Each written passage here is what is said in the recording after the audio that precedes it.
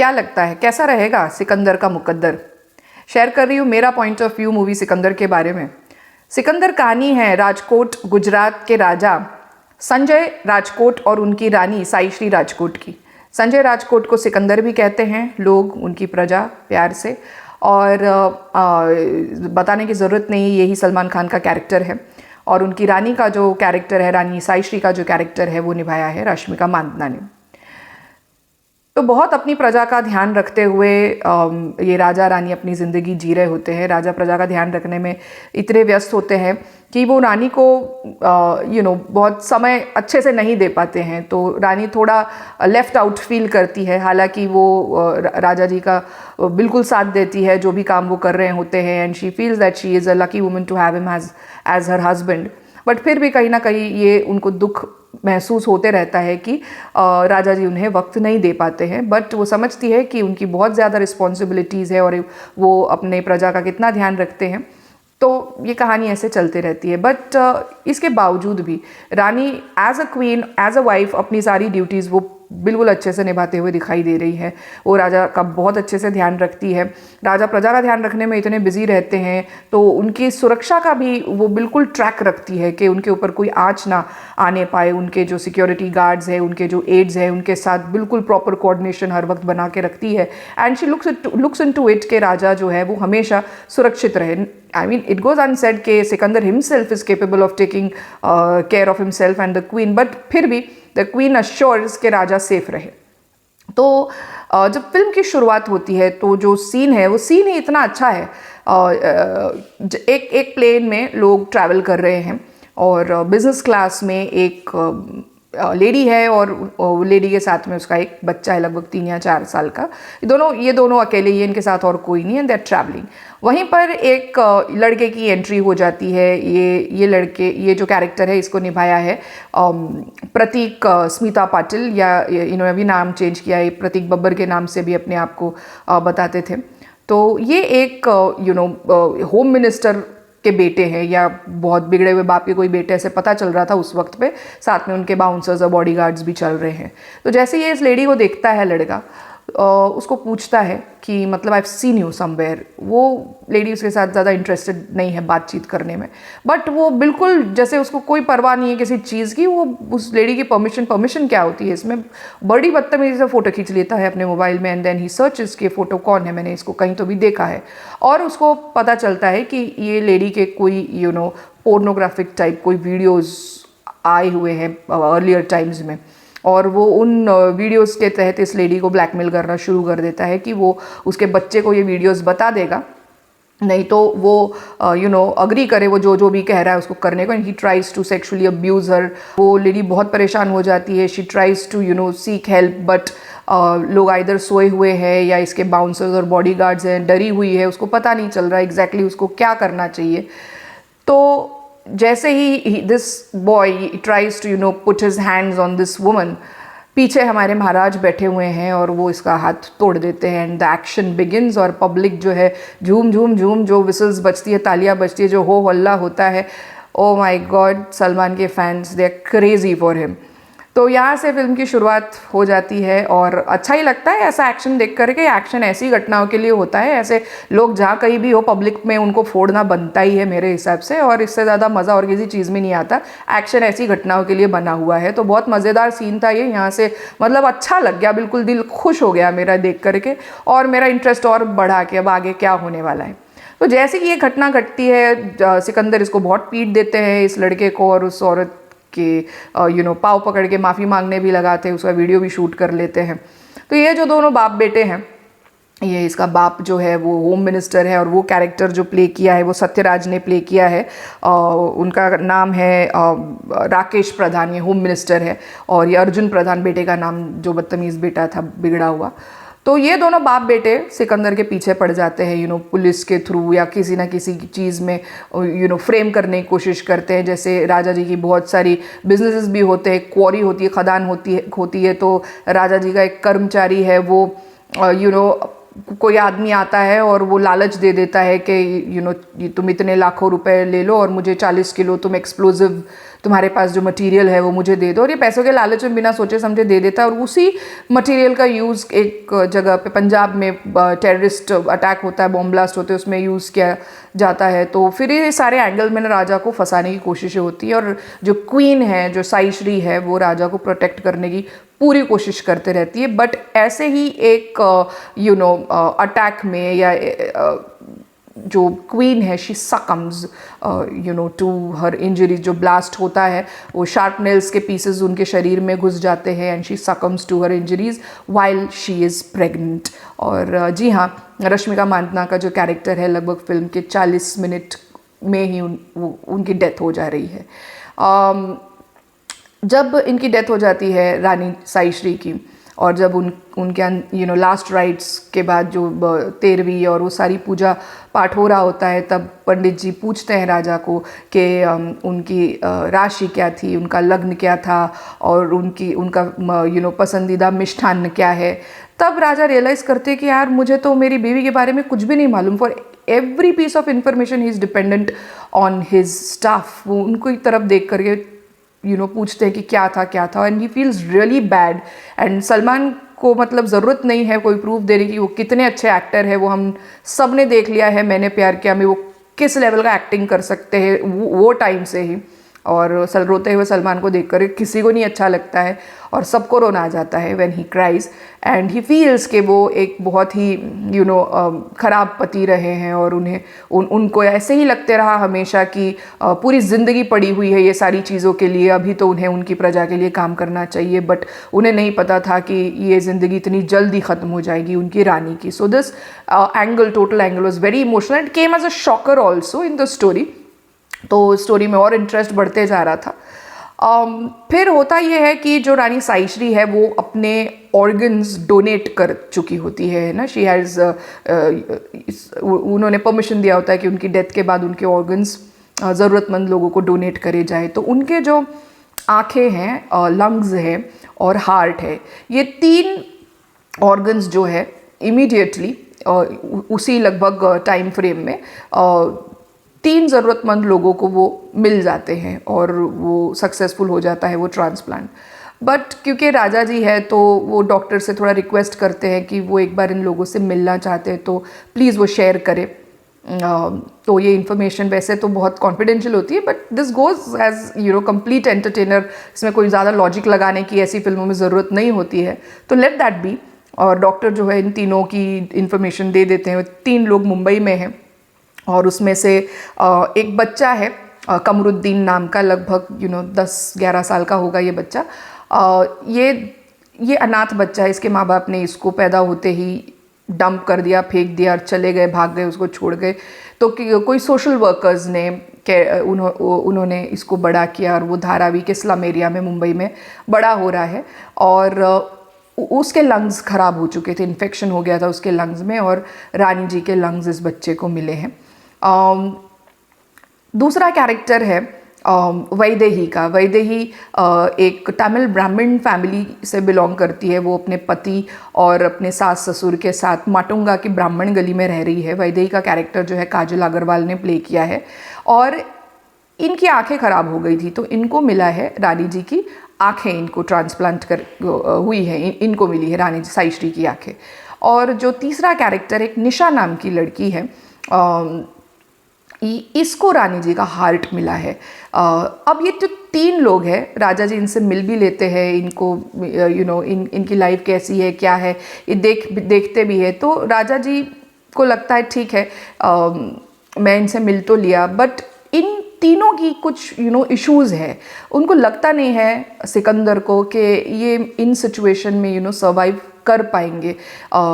वो चाहते हैं, सोचने में तो ऐसे सोच रहे हैं कि वो नहीं चाहते अपनी रानी को दोबारा खोना, जो ऑर्गन्स जो है रानी के वो दोबारा से मर जाए, वो ये नहीं चाहते हैं। बट उन ऑर्गन्स को प्रोटेक्ट करने की फिराक में बोल लो या आड़ में बोल लो, वो इन 3 लोगों की किस तरह से मदद करते हैं उनके प्रॉब्लम से बाहर निकलने में, और इन तीनों की मदद करने में वो इन द लार्जर इंटरेस्ट भी कितना अच्छा काम कर जाते हैं, इसकी पूरी सारी कहानी। इन द बैकड्रॉप वो जो बाप और बेटा है वो राजा के ऊपर फ्रेम करना, अटैक करना, वो सारा सीन चालू ही रहता है और किस तरह से उन दोनों को भी वो हैंडल कर देते हैं, ये सारी कहानी है सिकंदर फिल्म की। क्या है मेरा रिव्यू इस फिल्म को लेकर के?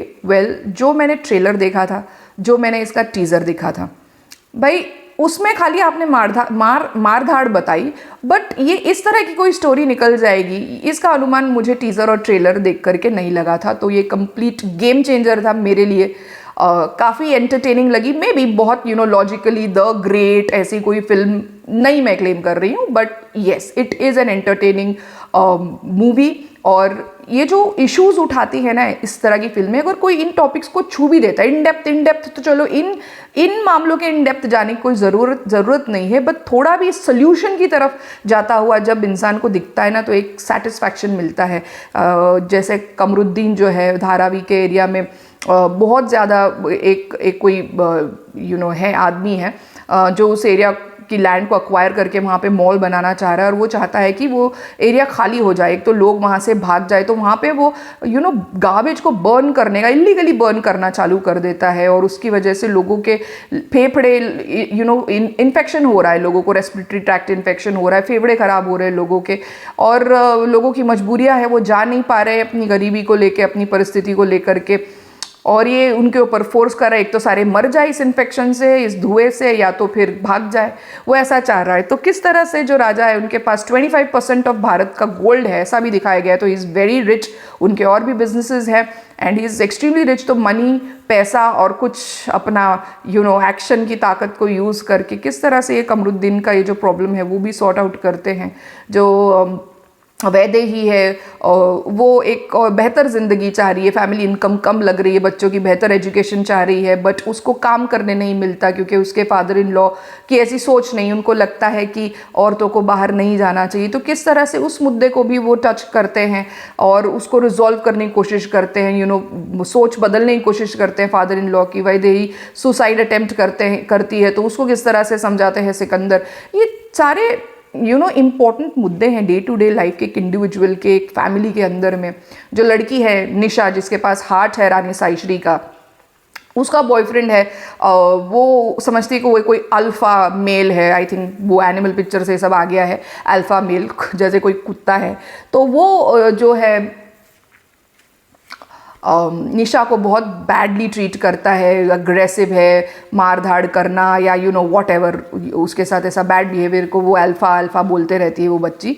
तो उसको भी समझाना और फिर ये उसको डंप करके दूसरी शादी करने निकलता है। तो वो ऑलरेडी एक हार्ट कंडीशन के साथ पैदा हुई थी और फिर उसका हार्ट ट्रांसप्लांट हो रखा है, तो उसके लिए ये सारा स्ट्रेस, इस तरह का डिस्ट्रेस जो है वो अच्छा नहीं है। तो how Sikandar handles that situation, ये सारी चीज़ें ये इंपॉर्टेंट चीज़ें औरतों की सिक्योरिटी को लेकर के उनकी फैमिली में उनकी वेलबींग, उनका सम्मान, ये बच्चा सोशली, ये जो लोग एक्सप्लॉइट करते हैं गरीबों को, ये सारा आज के टाइम में बहुत रिलेटेबल है। और इनको अगर हम पर्दे पर थोड़ा भी एड्रेस होता हुआ देखते हैं ना तो काफ़ी सुकून सा आता है कि मतलब काश ये सच में ही ऐसा हो जाए, और क्या पता कि इसको इससे कोई मोटिवेशन मिल भी जाए, यू नेवर नो, बट देखने में ये सारा अच्छा लगता है।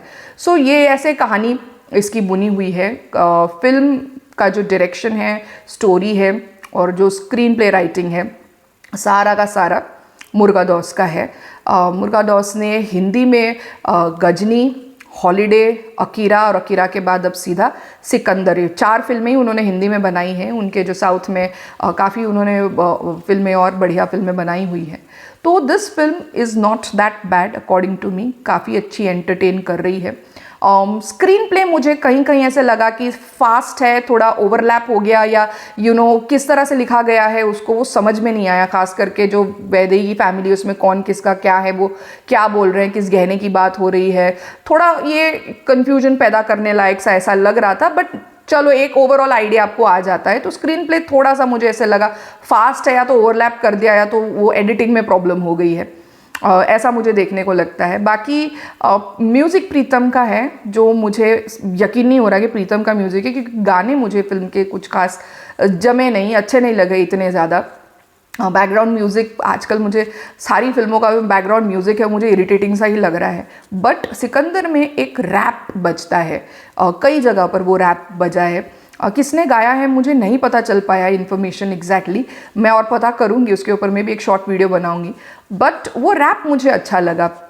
पहले यार तो नाके पे मिलेगा, पहले यार मारेंगे, ऐसा कोई रैप है वो, और वो सिकंदर का रैप बैकग्राउंड में बज रहा है, वो अच्छा लगा मुझे। वो एक रैप इस फिल्म में सुनने लायक है। अगर आपको पता चले इसके बारे में, कहीं अवेलेबल हो तो सुनिएगा इसको, या फिल्म में जा करके देखिएगा। So this rap, one rap I liked. बाकी म्यूज़िक मुझे जो प्रीतम दा का अभी तक का जो उन्होंने दिया है, गाने जो डिलीवर करे हैं, उनका म्यूज़िक जो अभी तक का रहा है, उसके कंपैरिजन में सिकंदर का म्यूज़िक मुझे एक्सेप्ट नहीं हो रहा है, इन्हें सुनने की इच्छा नहीं हो रही उसको। फिर आते हैं इस फिल्म की सबसे कमज़ोर कड़ी जो है, रानी साईश्री का जो कैरेक्टर है, उसकी जो कास्टिंग है ना, वो इस फिल्म की मुझे लगता है सबसे कमज़ोर कड़ी है। रश्मिका मंदाना सलमान खान का जो एज गैप है, उसको थोड़ा कवर अप करने की भी कोशिश करी गई है स्टोरी में। जैसे कि कोई एक सिचुएशन हो गई थी और उसमें राजा जी की इच्छा नहीं थी उनकी कभी भी वो शादी करेंगे, बट वो असम्मान हुआ उस लड़की का, तो उन्होंने इमीडिएटली शादी के लिए वो हाँ कर दिया और शादी कर ली उस लड़की से डिस्पाइट द एज गैप। तो ये क्या एग्जैक्टली था, क्या नहीं था, क्या हुआ, ये किस तरह का कवर अप था, ये बिल्कुल एक्सेप्टेबल नहीं है। मुझे लगता है कि अगर 30 साल छोटी एक्ट्रेस को, हीरो से 30 साल छोटी एक्ट्रेस को आप कास्ट कर सकते हैं, तो थोड़ा ओपन रहिए। हीरो से 30 साल बड़ी एक्ट्रेस को भी आप कास्ट कर सकते हैं। क्या एक्सेप्ट कर सकती है? क्या ऑडियंस एक्सेप्ट कर सकता है? क्या सोसाइटी एक्सेप्ट कर सकती है? या डायरेक्टर सोच सकते हैं ऐसा करने के बारे में, या कोई टैबू तो नहीं हो जाएगा? अब 30 साल भी मत चले जाओ, चलो थोड़ा ज़्यादा चले जाओ, 15-17 साल। क्या जीनत अमान को कास्ट किया जा सकता था? क्या हेमा मालिनी को कास्ट किया जा सकता था? बहुत ज़्यादा नहीं है वो, 30-30 साल बड़े नहीं हैं सलमान खान से, फिर भी क्या उनको एक्सेप्ट कर पाते? चलो वो नहीं तो क्या सलमान के साथ जिन एक्टर्स ने, फीमेल एक्ट्रेसेस जो है, उन्होंने काम शुरू किया था, जैसे कि भाग्यश्री को ले लो आप, माधुरी थोड़ी छोटी है सलमान खान से एज में, फिर रवीना टंडन ले लो, करिश्मा कपूर ले लो, रानी मुखर्जी, प्रीति जिंटा, किसी को भी ले सकते थे यार। साईश्री, रानी साईश्री कैरेक्टर में इनमें से कोई भी फिट हो जाता। थोड़ा तो अपनी सोच बदलनी चाहिए ना। ये एनिमल के टाइम पे सब चिल्ला रहे थे मिसोजिनिस्टिक, इसके बारे में कोई चिल्ला लो कि मतलब 30 साल छोटी लड़की आपने एज रानी साईश्री के कैरेक्टर में अगेन सलमान खान सिकंदर आपने कास्ट कर लिया, ये क्या मतलब एक्सेप्ट होता है क्या किसी को भी? थोड़ा ओपन हो जाओ। बट मेरे ख्याल में जब मैंने इसके बारे में सोचा ना, मुझे थोड़ा पिंचिंग लगता है इस तरह के इश्यूज़। मुझे लगता है कि अगर चलो आपको जैसे ग्लैमरस लुक भी थोड़ा देना था रानी को, और वो गाना था ज़ोहरा जबीं, वो थोड़ा ग्लैमरस सा लग रहा है वो गाना, इस तरह का कुछ आपको चाहिए था। ये सारी एक्ट्रेसेस जिनके मैंने नाम लिए वो सब केपेबल है। करीना कपूर खान, करीना से कम उम्र की जो एक्ट्रेसेस है, इवन सोनाक्षी सिन्हा वगैरह, उन्होंने काम किया दबंग में, मुझे नहीं एक्सेप्ट होता है। क्या मतलब अब इनके बच्चे भी हो जाएंगे और सलमान मान लो तब तक भी सिकंदर जैसे रोल्स करते हैं, तो फिर क्या इनके बच्चों के साथ भी वो काम करेंगे?